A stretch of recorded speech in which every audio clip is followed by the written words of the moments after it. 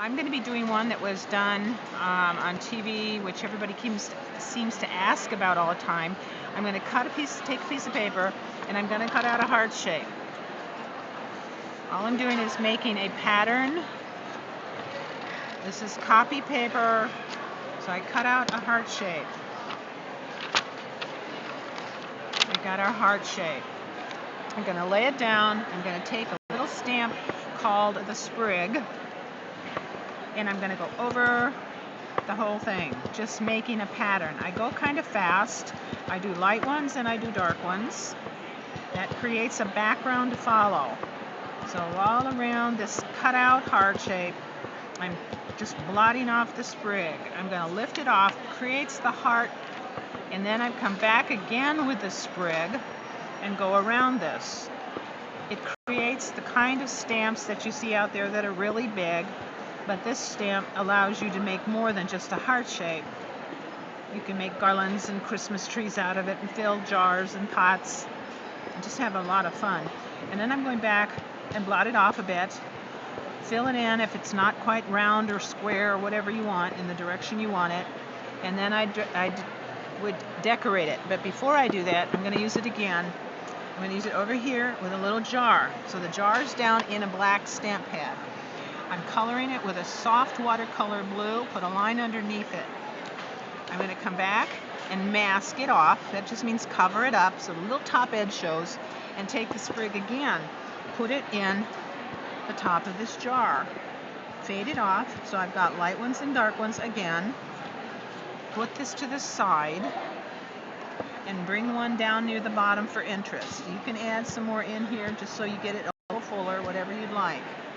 Now, to decorate either one of these two things, I've taken a rainbow pad, which has multiple colors in it, and I'm taking a little teeny stick stamper that's solid, that guy, and I'm going to put it right down on here, full ink.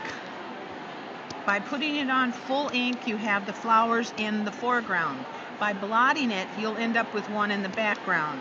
So now I have maybe 2/3 of them in the foreground and 1/3 in the background.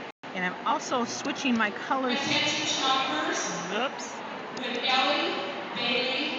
So that I have different shades in here. I'm going to come back and decorate this one with a stubby, which is a rose. So we'll put some roses on it here and down here. That stamp is there.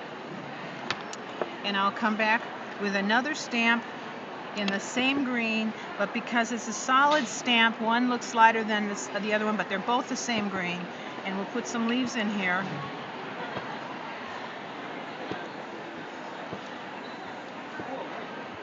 And we'll get this filled in. And when I get through with this, I will soften it with dots. But just in case you want to do something else with your little sprig, here it is again. Now, if I had it coming off the edge of a piece of paper, sort of like that, and maybe had another piece coming down off the edge of my Christmas letter or something like that, I can take a little balloon and put it here upside down. Blot it off on wet paper towel, upside down. That's the balloon one? That's the balloon one. So now it becomes a little ornament. Okay, all of these you can soften with a dot stamp. When I do the dot stamp, oh, I should show you the balloon so you can see it up here, so you know it's a balloon, see? Then I've got the dot stamp, that one. And when I go to do the dots, you don't do them like that, because that's just shapes. You do them very, very, very, very light. So you come around and soften and fill in any area that may not be full enough, and bring in, it softens the white area and the stamped image. You go around it,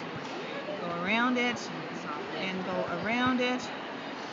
And this is one of the original interactive stamps that we brought out in about 1995.